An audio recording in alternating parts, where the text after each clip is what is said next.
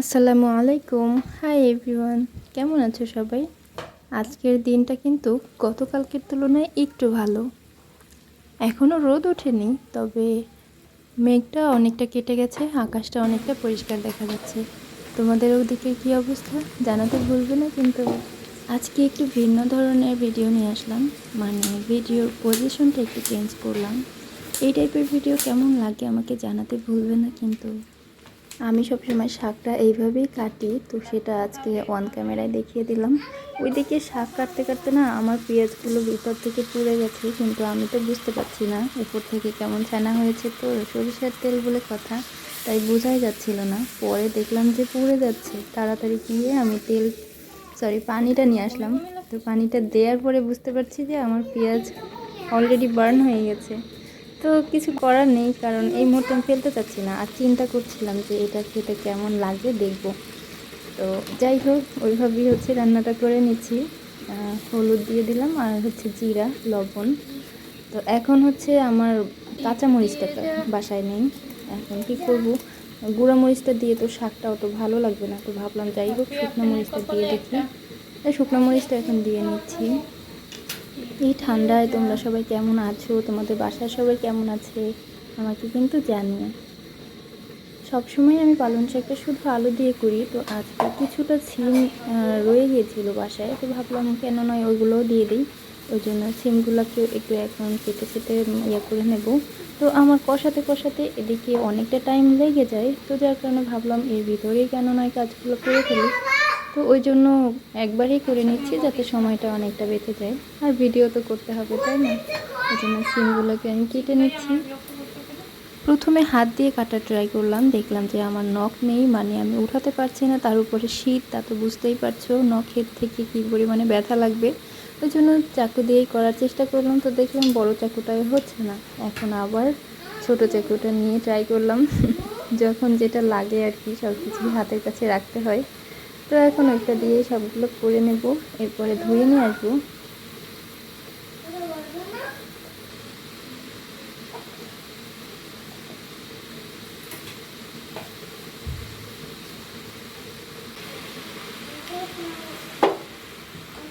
এইদিকে আমার মশলাগুলো কেমন যেন পুড়ে পুড়ে যাচ্ছে, কিন্তু আমার কিন্তু সেদিকে খেয়াল নেই, মানে আমি ভুলে যাচ্ছিলাম এক প্রকার। ভাবছি পানি তো দিয়ে রেখেছি, পুড়বে না হয়তো।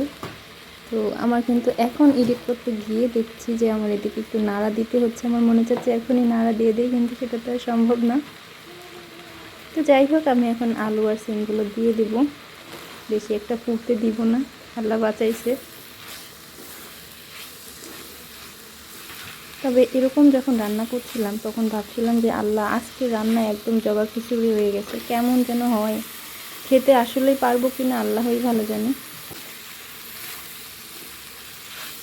এখন রান্না তো শুরু করেই দিয়েছি, এখন তো আর থামানো যাবে না বা ফেলে দেওয়াও যাবে না, তাই না? ওই জন্য রান্নাটা কন্টিনিউ করে যাচ্ছিলাম। দেখা যাক আল্লাহ কী রেখেছে।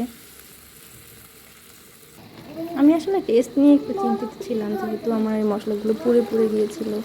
আর একবারই সব কিছু করা ট্রাই করছিলাম, তো এই জন্য। তো সমস্যা নেই, ট্রাই করি, দেখি আল্লাহ কী রেখেছে।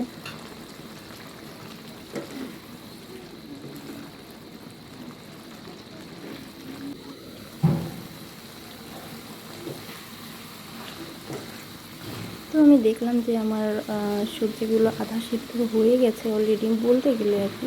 তো এখন আমি শাকগুলো দিয়ে দেবো, কারণ শাকগুলো তো আসলে অত বেশি রান্না করতে হয় না। এখানে ক্যামেরার জন্য কেমন যেন শাকগুলো মলিন দেখা যাচ্ছে। তো অবশ্য শাকগুলো একটু বয়স বলতে 2-3 দিন হয়ে গিয়েছিল বাসায়।